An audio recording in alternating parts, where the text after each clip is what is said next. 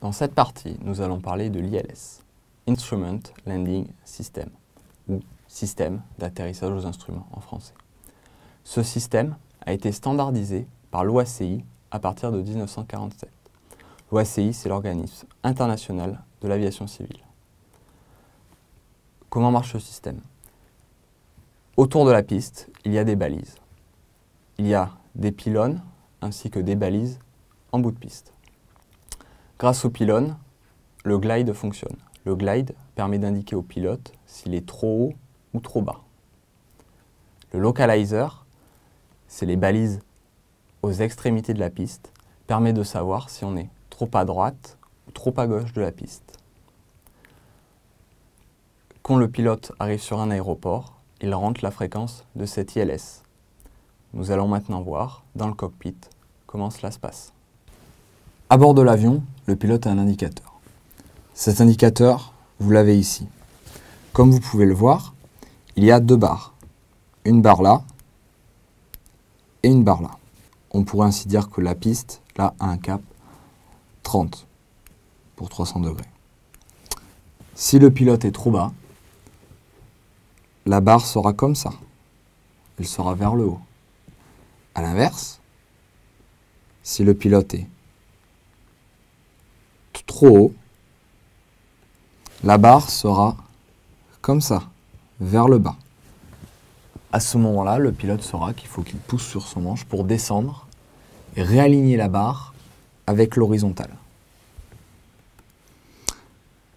Il en va de même pour l'orientation latérale, c'est-à-dire 3 à droite ou 3 à gauche.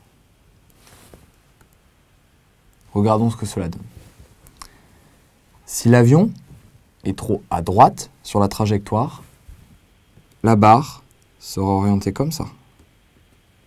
Si l'avion est trop à gauche, la barre sera comme ça. Il faudra donc que l'avion tourne à droite afin que la barre redevienne verticale.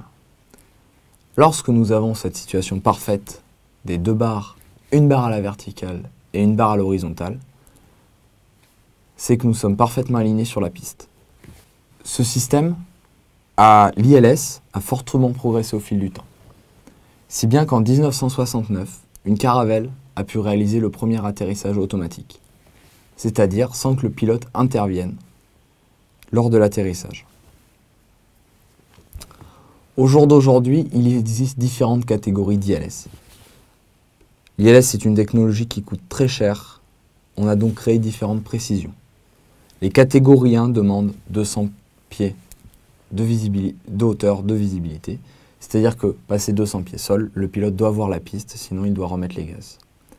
A l'inverse, les catégories 3C est une catégorie 0 visibilité, c'est-à-dire que on n'a pas besoin de voir la piste pour se poser, c'est l'atterrissage totalement automatique, où le pilote contrôle juste que ça se passe bien.